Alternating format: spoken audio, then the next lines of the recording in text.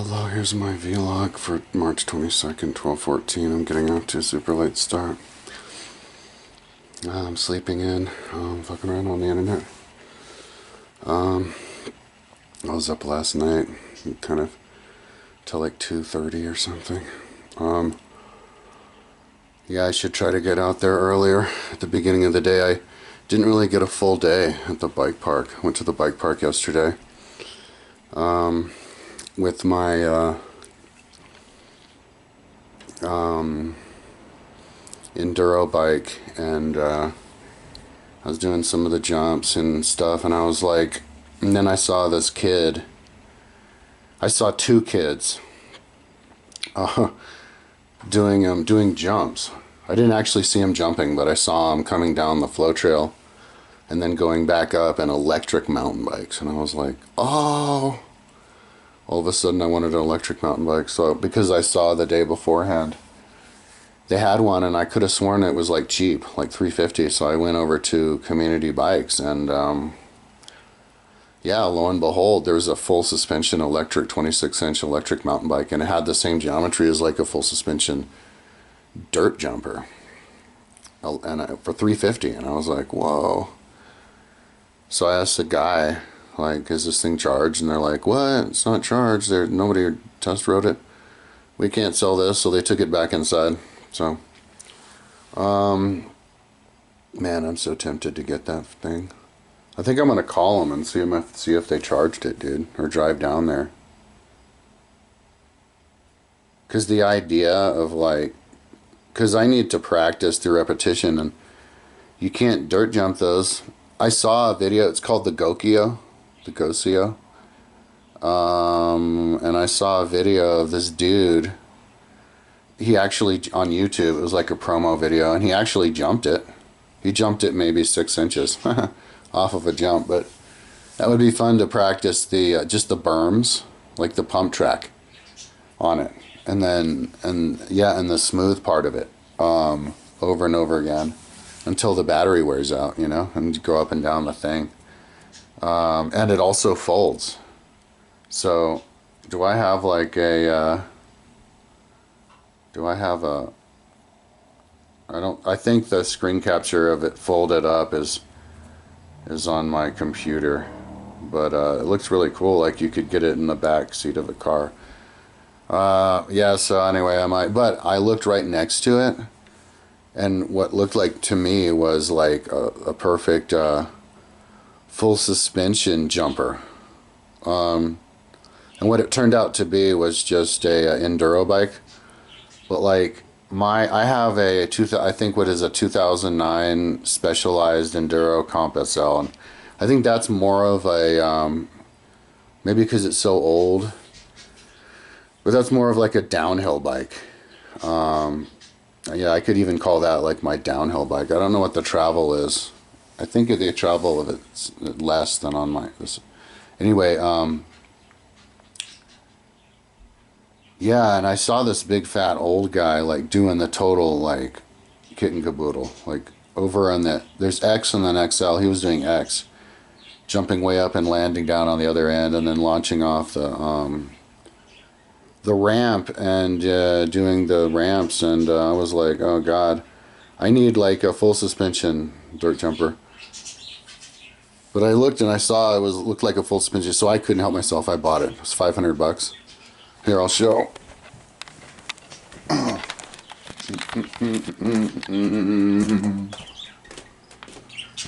So that's my old, that's my 26-inch Specialized. But then I saw this. So the BMC, it's 5.8 pounds. Yeah, it was at 5.8 pounds lighter, almost 6 pounds lighter than the Specialized, and the bars are 26.5 inches wide instead of 30.5 inches. So it's like 4 inches less, and the minimum seat goes down 2.5 inches less, and yeah. So anyway, I got that, and then oops.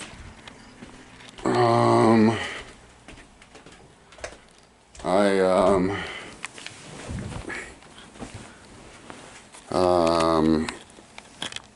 yeah, I went. So then I went to the jump track and I jumped it, and I immediately was like, "Oh my god, I like this wet bike way more." Like some bikes, you just don't get into, and I think part of it is that the handlebars are really wide. The handlebars on my dirt jumper are the same width, like 3.5 inches, the same width as the. So I'm gonna have to get used to that. So I guess I can use that enduro bike with the wide handlebars as like a go in between. Between the dirt jumper and the enduro bike, but yeah, I went there and I got a little bit of air and my foot came off, and I was like, man, why the hell did I not get clipless pedals? So I stopped. I went back to the bike shop and got clipless pedals that are perfect for that, because they can also be used if you don't have them. They only clip on one side. And then I went back and started doing the X. Yeah, and I was tabling it. Table means you land on the table of it, on the top. Oh man, this battery's about to die. It's at 1 bar. Forgot to charge it. Yeah, but I was like afraid. I was like putting on the brakes. And and the other cool thing about that bike is that it has hydraulic brakes, so I can like do the jumps with one finger on the brake if I want to slow down some. And I couldn't with the other one. And I also noticed that my rear brake wasn't even working. I thought I fixed it, and then when I did screw it down to fix it, it was rubbing. It wasn't that good, and it was rubbing. So yeah, to have a bike that's like 6 pounds lighter, hydraulic brakes, it had the right, like it was totally set up like a dirt jumper. It has the 2.3 tires, 32 spokes. Yeah, and it climbed way better. I climbed like a lot better on it. One thing I noticed about these enduro bikes, because technically it's the enduro, it's the BMC 01 Trail Fox, and I think it's from like '06 or something. So, but like the rear tire spins out. Like I guess the weight is on the front, and the ride back up to the top of the track is like all rocks. These little pebbles this big, and you just spin around. So the more weight on the back, the better, and the lighter. So yeah, this one was way easier to ride back up than that other thing. It wasn't spinning as much, and it was lighter. I could just put it in the big chainring in the back and keep it in the big chain in the front. Yeah, and just do a bunch of laps. And I was getting better. You know, I didn't have much time. It was getting kind of late, but I noticed the chain was skipping, and that was kind of a bummer. I noticed that because I was like, damn it, I might have to get another freaking cassette because it's a used bike. But I noticed that the slalom course is a really good practice to be able to jump over those slalom. Like I can't jump over any of those berms. Like I'm a total beginner. I got an email yesterday like offering another job. I should try to take it. I'm going to try to apply for it. Maybe I'm not good enough to be the bike guy. Yeah, but I wanted to do more, but then the chain snapped. I looked down. There was a noise. I looked down, and the chain was only connected by one side, and so that was it for the day. I came back. It was like 5:30, and and I didn't bother to fix the chain last night. I was just like not motivated. So. And then I slept in. So what I'm gonna do? Yeah, I need more motivation. But I was kind of tired this morning. Because like in my arms, upper body workout. So this is like the only workout I'm gonna do. But yeah, I'm gonna put. I have a more chain, more 9-speed chain in my toolbox there. So I'm gonna go and fix the chain link. Keep the chain on there. And fix that chain link, and or maybe put a new chain on it and use that chain. I don't know. Yeah, and then go back to the pump park, only this time, every time I go, bring an extra 9-speed chain and the chain tool. Yeah, because I can go there and park right next to the track. Yeah, but also last night at like 9, I rode my recliner down there to stand next to all the jumps. And just to see how big they were, and like, oh my God, like they're way bigger when you stand next to them. Like when you see people, like when you film people from afar jumping them, and they're like these little jumps, it's like these kids doing these jumps. But then you stand next to them, and they're huge. Like the gaps between them are huge, and the jumps are huge. So like the big ramp, it was like huge. It was like, I think I measured it on Google Earth. It's like 4.3 meters. But I'm supposed to work over at the Golden Bike Park, and I measured one at like 5.3. There's like huge gap jumps at Golden that there's no way I could do now. Like you have to hit them like really fast and get like big air. Yeah, like you need balls, and also yeah, the skill to not crash. But yeah, so and I don't know when I'll be, you know, like that's the same level as like the XL, I think, over here. So so anyway, yeah, so I was actually like I was looking at the ramps and the jumps and measuring and even screen capturing. I don't know how I'll remember. I should have titled it as I was screen capturing, but I had like 10% battery left. But yeah, the ramps were like 50 degrees. Like the big ones were 50 degrees. One of the wooden ramps was 60. But 60 degrees is exactly what the one at Snowbond is. And so I know that I can do those without crashing because I did it. So all I have to do is suit up and then just hit it with, make sure that I hit it with the same speed as Snowbond. You know, enough speed and launch it and, you know, pop in the air. And I won't crash because I didn't there, you know, and then just hit that over and over again. So yeah, I think I was talking to myself last night. I was like, yeah, I think I could do the ramp jumps that have the 60 degree and then the 45 degree. And like I was hitting the 45 degree yesterday, just wasn't, I was just hitting the brakes. I was just launching up a little bit and tabling it. But so the next step is to, you know, is to not table it, like launch all the way in the air. And I might be able to do that today and launch over this other steep one to table it. But yeah, and then maybe I was thinking maybe I could even do the ramp jump today. You know, even though it's big, you just have to hit it with the right speed. But I have to make sure that, yeah, so anyways, that's what I was thinking.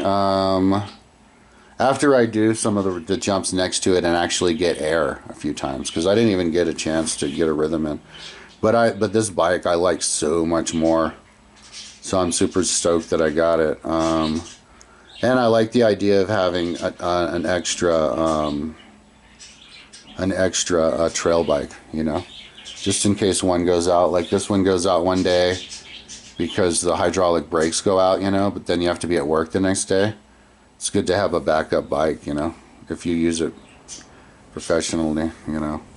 So maybe my brother would buy it. He has land that make a perfect pump park. But yeah, I smoked actually the rest of this weed that I got day before yesterday. I don't think I'm gonna buy anymore. I got it because I was still going around buying stuff.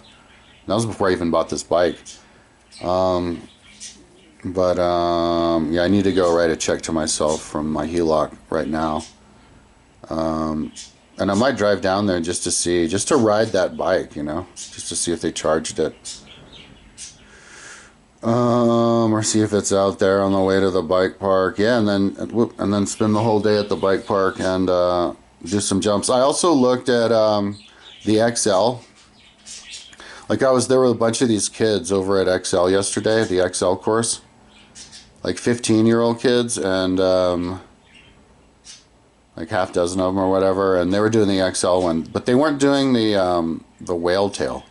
Like I haven't seen a single person do the whale tail since I've been out there. Yeah, like it's too big or something. But yeah, but they were doing the two big jumps on the XL course, and I have to close this because I'm looking directly at the light, the weed light. Yeah, and that's huge air. And I was like, and I was looking at it last night, and that launch is huge. Like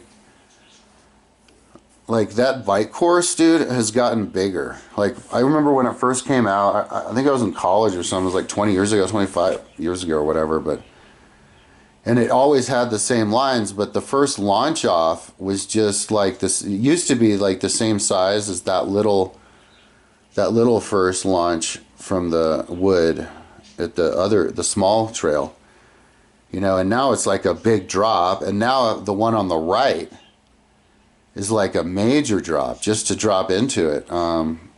It's like the part where you're supposed to land where it's steep from where you take off is like what,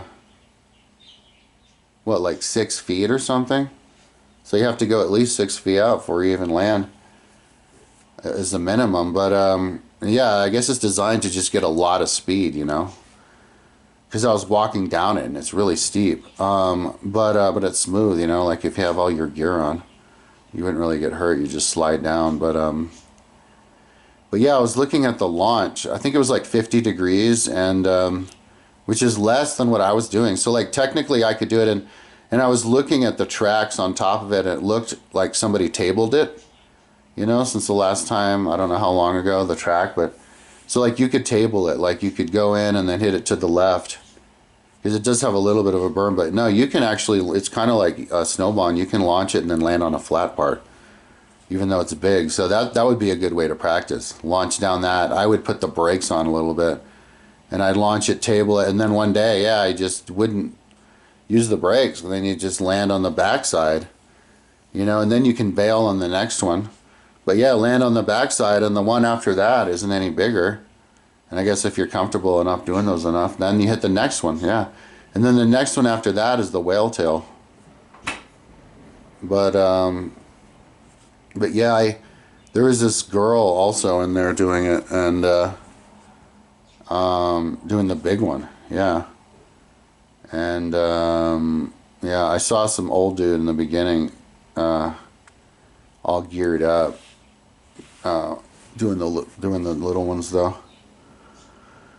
But yeah, those kids look like they have like regular enduro bikes. They have like full suspension, and they might even be like 29-inch full suspension bikes. So maybe like modern day enduro bikes, like a 29-inch. And so I have a 29-inch bike. The rear brake doesn't work. I took it apart. There was like, I think the brake caliper fell out.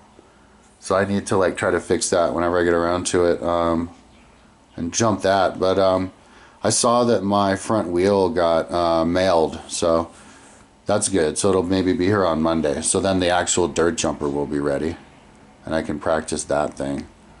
There's this so there's this running course I do, exactly 1 mile. It's amazing. As a loop, I'm gonna do it as soon as I lock down these jumps. Yeah, but it's over to a loop over to the bike park and back, the skate park pump track and back, and this has this like this half pipe or this half bowl that goes vertical, and then it's like 2 feet or whatever, and then it goes into another one. And I saw people in a video, and I want to see if I see videos of people doing it in the same one that what I have it, the same size as what I have. But yeah, where you ride up one side and then you ride down the other. That would be awesome. That'd be scary as hell to like practice though, to like fall down. Like I guess you'd have to practice falling down. But I have the helmet and everything, so.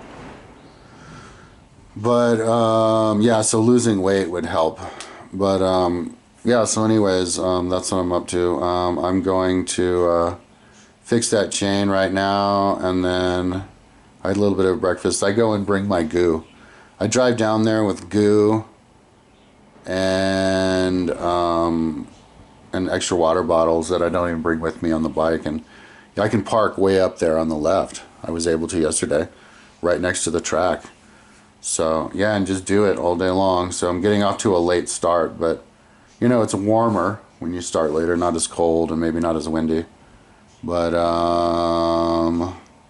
yeah, and then I don't wear out. But that's the cool thing about the electric bike, because you can go down there with the electric bike and just do a bunch of runs just to get used to going on the berms and stuff, and then the pump, and then finish off with the other real the pedal bike, so you don't wear out. But anyways, that's what I'm up to. I think I was smart. I was lucky to find that other bike. Sometimes you just don't get along with bikes, and other bikes you like. And this bike I like. I get it. Like the learning curve is gonna be way faster. It jumps better, and I'm more used to the width of the handlebar. Just from what I grew up with, what my muscles or memories used to. So like ChatGPT says 26.5 inches isn't enough. It needs to be 30, but I'm not doing like the really big ones. I'm just trying to handle the bike and stuff. So anyways, yep, that's my video. I got done with it before the battery ran out. Talk to you tomorrow.